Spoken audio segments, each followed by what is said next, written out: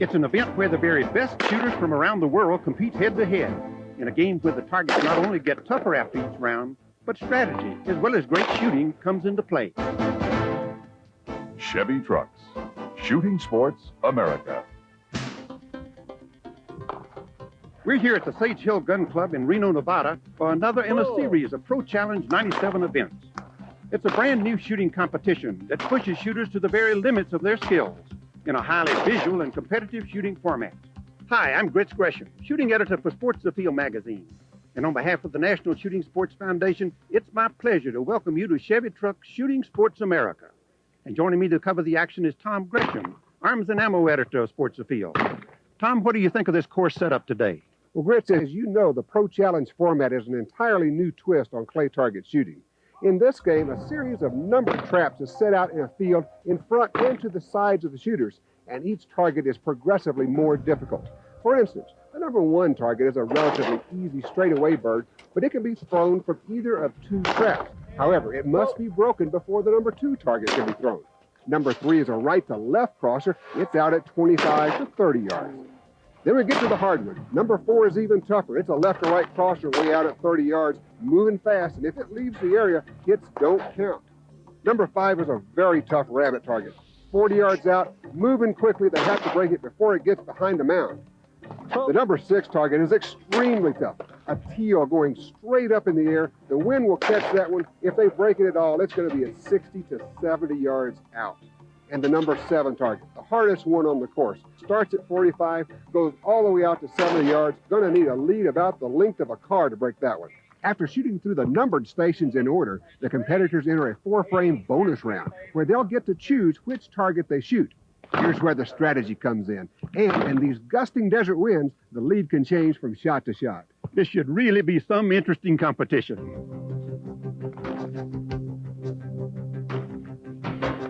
First up, we're going to have Rory Stax and John Kruger. John, of course, is extremely well known throughout the country. He's won a lot of tournaments. Stax is not as well known, but boy, he has been doing some shooting here. John has not missed a target in the second game. Of course, he won the first one. He's playing best 2 out of 3 here, so if John wins this one, he wins this match and he advances to the final.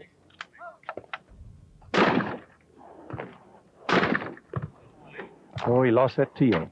One of the more interesting things is shooters are moving to more open chokes because the air is thin. Most are using light modified or even improved cylinder. Oh, Roy got that number 7 target. Really a good shot there. And John missed the 7 target. Hey, that makes it a closer race. 26 to 16. There's a 10-point spread. John Kruger has a 10-point lead. John's picking on that rabbit target. And he never misses that.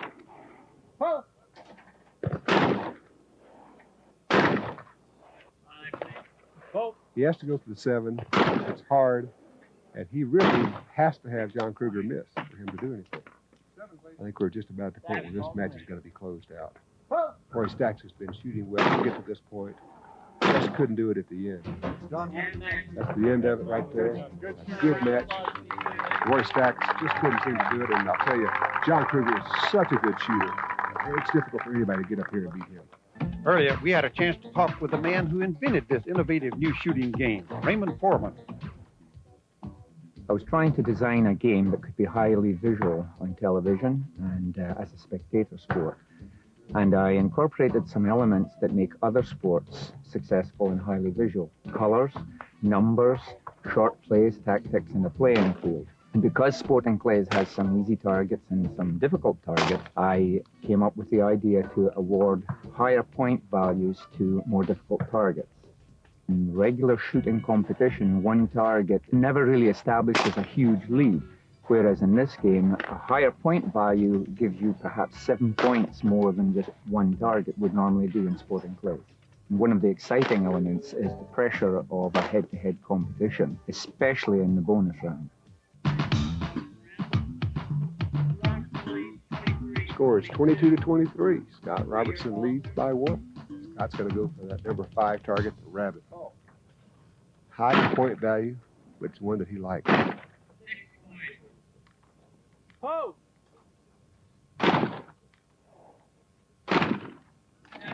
He just tied it up. Yeah, sometimes they try to go for those difficult ones too fast when they're behind. Scott breaks that 5, gets 6 points. Zach's going for the 6, going to try to take the lead right here. A lot of times the strategy is better to wait to the end. Hey, lead has changed. Zach is up by 1. He's calling for the number 6 target. He's hoping to put pressure on Scott Robertson with this one. And he breaks it. All right, here goes Scott. He's going for the tie. Call for the number 6. He misses it. Oh, the pressure's on Scott now. Zach's going to go for a low point bird here. Nope, he's calling for the 6. He breaks it. He closes him out. 4 in a row. He's going to take the lead here. You decided to go for the tie there for a while, huh?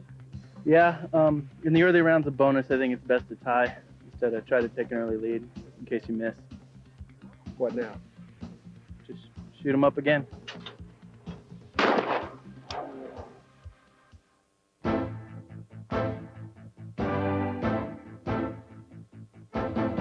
Chevy Trucks, Shooting Sports America, is brought to you by Marlin, Ruger, and Winchester.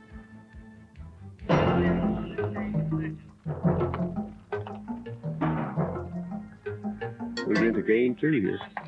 The difference in the score is that 2-point target that Scott Robertson missed. So Zach going for that 6 target again, and he hasn't missed it yet. Zach won the first game. If he wins this one, he moves into the final.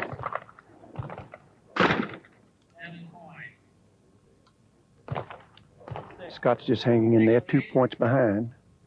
Something's going to have to give here. What's going to have to happen? Either Zach's going to miss, and he does. He missed that number 6 target.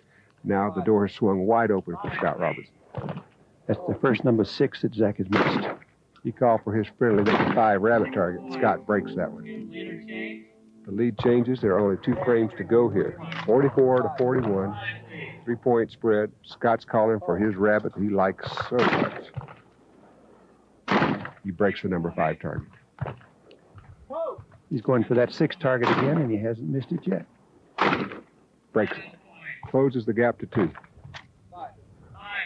He calls for the 5, which will allow Zach to tie him if he breaks the 7. He's forcing him to go for 7. It's as simple as this. He has to break this one.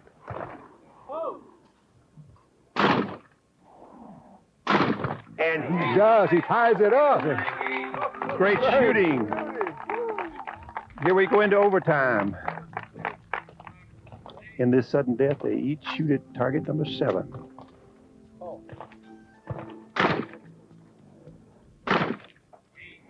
Scott gets his. Let's see if Zach can do it again on number 7.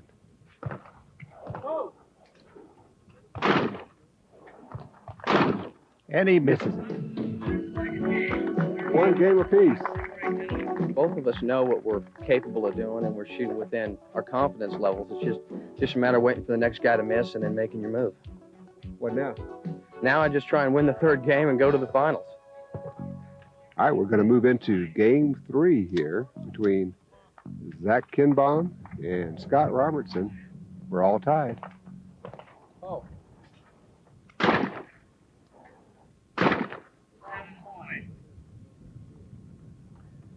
This number 6 is Zach's favorite. Yeah, but that wind is really pushing that target away now. No problem. Right smack dab in the middle. Number 7 target, the tough one. And Scott misses the first target he's missed in this game. That opens the door. Question is, will Zach step through it? And he does by breaking that number 7 target. Just got to tip off the back end of that target, but that counts. He just bought himself a 7-point lead going into the bonus round. Well, I'll tell you, if Zach just keeps calling for that 6 and breaks it every time, Scott's not going to have a chance. Interesting. Scott's going for the number 6 target. He's counting on Zach having to miss. Yep. In order for him to get back in this game. That's his only strategy. Scott is counting on a miss by Zach, and Zach's not going to help him out if he can help him. He's so solid on that number 6. There's really no point in Scott calling for the number 7 target because 1 point per frame is not going to get him there. And if he misses and Scott gets it, it's only a tie. Still a 7-point difference. And this is the last frame.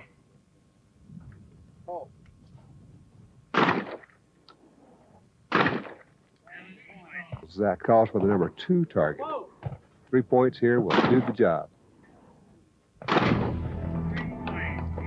That's the match. That's what it. an incredible shooting match. Zach Kinbaum wins this, beating Scott Robertson. What a terrific shooting match.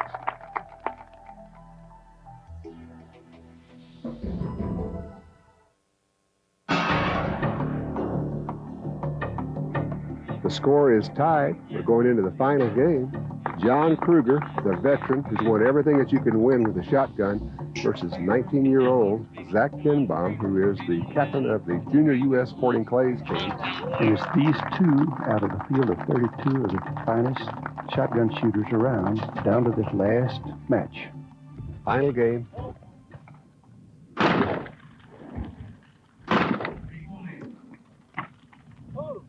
You have to break every target one at a time. No, you can't be lackadaisical at all. You've got to be aggressive on these targets in the wind. This desert wind has popped up. It's bouncing targets around. It's pushing some of them down. They're sinking out from underneath the pattern. No misses so far. Oh, and John smoked both of those, and that number 4 target, it was just streaking. I saw a little something I didn't like in Zach's setup that time. He opened that action, closed it, opened it again. Showed me maybe just a little sign of nervousness. Just got the top of that first target there. Here comes that high heel, the number 6 target. John is an extremely fast shooter. Up. Zach missed the number 6 target. That's a target he almost never misses. But John Kruger missed the number 7 target. Oh, Now, if Zach can jump on this one and break the 7, he can come right back and take a lead. Here we go. And he did. What an incredible swing. It's from a 6 Tied. points down to 1 point up. We have a 1-point lead by Zach as we go into the bonus round. Couldn't be any better than this. Zach's call for his favorite, the number 6, and he breaks it. Zach missed the 6, and then John missed the 7, so you never know what's going to happen here. 6 again, please. They're sticking with their 6s. They're staying together. Zach's holding on to that 1 shot lead. John's calling for the 6. Just staying in there with him right now. He won't go for the 7 this time, I think, until the last frame. I think you're right. He's not going to go for the 7 until he has to. Zach calls for the 6.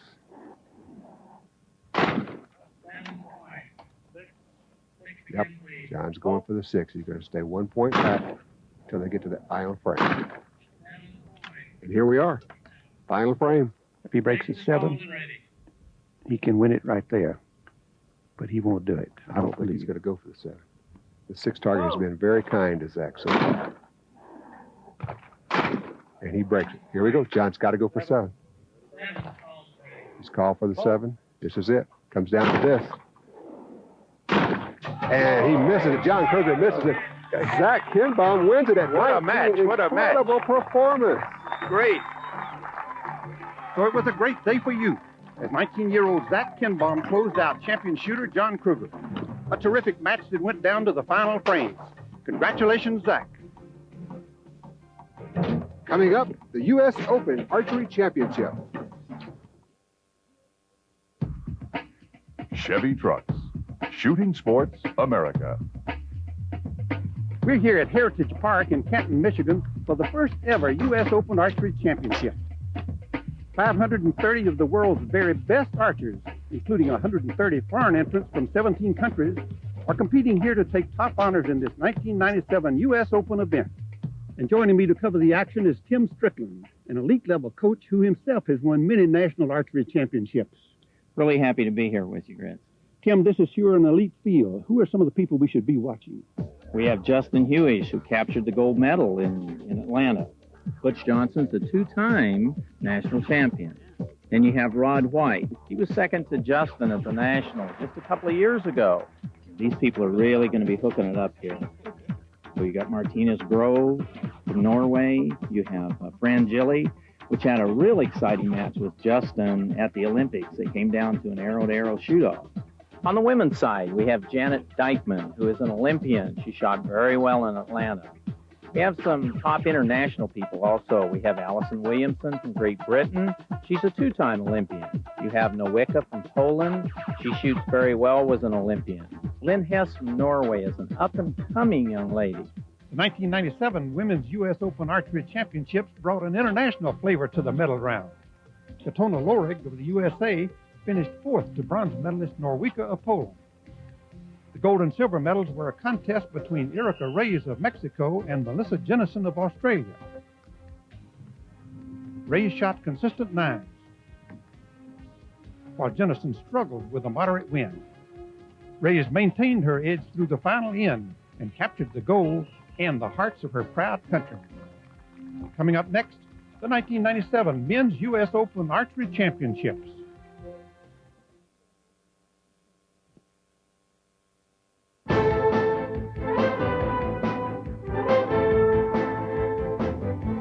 Chevy Trucks, Shooting Sports America, is brought to you by Chevy Trucks, Budweiser, and Federal. A U.S. Open. In any sport, it is typically the most challenging event on the tour, and that certainly holds true in archery. Here, 64 of the very best archers from the United States and from around the world had qualified for this final round in the Olympic bow division. The format for this event is essentially identical to Olympic archery competition. Top qualifiers move on to a head-to-head championship round where each shooter fires 12 arrows at a target 70 meters downrange with a 10 ring that's only 4.5 inches in diameter. Tim, we're down to the final end in this match, and Justin has a 2-point lead. This is getting very interesting. Justin shooting first there. And he shoots a dead center X. Jerry shoots a 9 there, so he gives him another point. 3 points down with 2 arrows to go. It'd be tough for him to make that is pretty rough, especially now. Now the wind's calmed down. Justin's shooting pretty tough. And he shoots a 9 there, so opens the door a bit. He's opened the door a bit. Imagine Jerry's really feeling the pressure about right now. Yeah, he's really working on this. Oh, and Jerry, he fell back there. See, he shot an 8. Justin shoots another 9.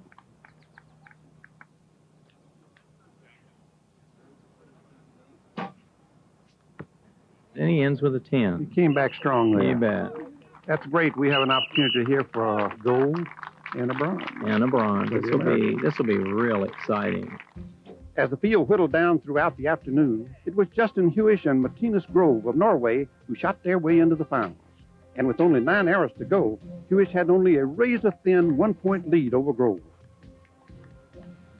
Tim, we got Justin Huish second in the world, Martinez Grove number 6 in the world in this final. Couldn't be better. Eyeball to eyeball. I mean, they're right here. Arrow for arrow. Martinez opened up with a 9 there. Also, the wind is starting to kick up a little bit, and Justin followed it up also with a 9. Martinez backed that 9 up with another one. Justin hammered home a 10. Great. So 1 point up. This is with a 2-arrow shot. The pressure is on. It sure is. You can hear the crowd starting to get into it. Martinez, another 9. You can see he's a little rough here in the beginning. And Justin comes back with a 9. Okay, Justin is 1 point up in that end. And with only 6 arrows to go, Huish had only a slim 3-point lead over Grove. Tim, the weather's changing a little. Yeah, well, you're getting in the evening here. They've had a long day, and now you're getting some shadows, so that the string alignment that they have is going to change up a little bit, so that makes a difference. And there, Grove come up and shot an 8, so the pressure is really getting to him here. And Justin is smacking him in the He's center. hammering the door closed now. He is nailing the coffin on right now.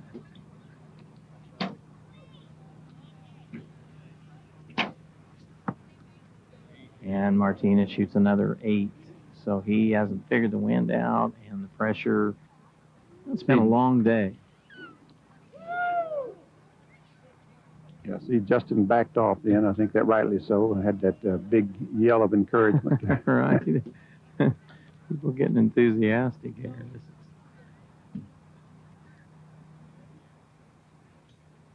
This is... And he shoots a 9. So he's staying, real consistent there. All 9s and 10s. All 9s and 10s. Martinez shoots a 9 again, so he gains no ground. And again, he's pretty well opening the door up here for Justin. Justin is shooting very, very strong. Very consistent. He is extremely. Boy, I'll tell you, this kid, in elimination rounds, he is one tough customer. We dropped down to an 8 there. There that he last one. Just as we say, he's shooting all 9s and 10s. Okay, now we got 5 points that Justin has to play with here. And that's pretty much an insurmountable lead with just this last end to go. Well, Justin shoots an 8 there. You say that, but still, I mean, you got 10 points down there. All you got to do is put one in the dirt someplace, and that's 10 points. You don't think those Canada geese coming over are going to distract him? I don't know. It did me. Now we got the wind. It's starting. You can see the flags kick out some. Okay, Justin comes right back with a 10 after Martinez had gained a point there with a 9.